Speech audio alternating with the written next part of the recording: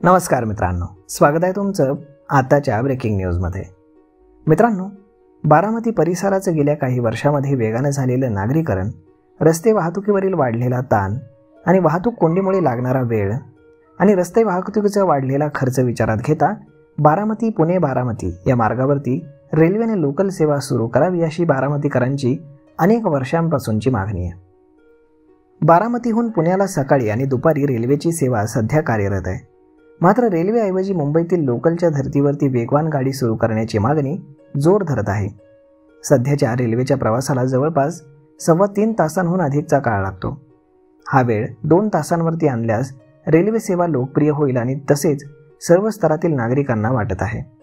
बारामती पुणे व तीच सेवा पुढे लोणावळ्यापर्यंत कायम केली तर त्याला अधिकचा प्रतिसाद मिळेल। गेल्या काही दिवसांमध्ये बारामती पुणे बारामती बसचा प्रवास हा कमालीचा महाग झाला आहे।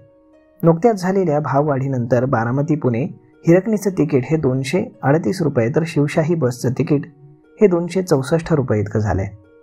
पुण्याला जाऊन यायचं म्हटलं तर 476 रुपये हिरकणीला तर शिवशाहीसाठी 528 रुपये मोजावे लागतात। दुसरीकडे रेल्वेचा महिन्याचा पास अवघ्या 440 रुपयांमध्ये मिळतो। याचाच अर्थ महिनाभर दररोज रेल्वेने प्रवास केल्यास जाऊन येऊन 15 रुपयांचा प्रवास होतो। तसेही रेल्वेचं बारामती पुणे तिकीट हे 30 रुपये आहे। ही तुलना बरेच जण काही सांगून जातात। बारामतीकर लोकलची मागणी का करत आहेत हे गणित या आकडेवारीमध्येच आहे। बारामतीवरून पुण्याला दैनंदिन कामकाजासाठी जाणाऱ्या येणाऱ्यांची संख्या ही लक्षणीय आहे। अनेकांना बसपेक्षा रेल्वेचा प्रवास हा सुखकर वाटतो, सुरक्षित वाटतो। या पार्श्वभूमीवरती बारामती दौंड पुणे अशी वेगवान लोकल सेवा सुरू केली तर बारामतीकरांना त्याचा सर्वाधिक लाभ होईल असे अनेक जण सांगतात। दुपारी बारामतीहून दौंडला जाणारी गाडी दुपारी 12 वाजता सोडली तर दौंडहून पुढे जाणाऱ्या उद्यान एक्सप्रेस, इंदोर एक्सप्रेस या गाड्यांची कनेक्टिव्हिटी मिळू शकते। यामुळे दुपारी 12 वाजताच गाडी सोडावी अशी प्रवाशांची मागणी आहे।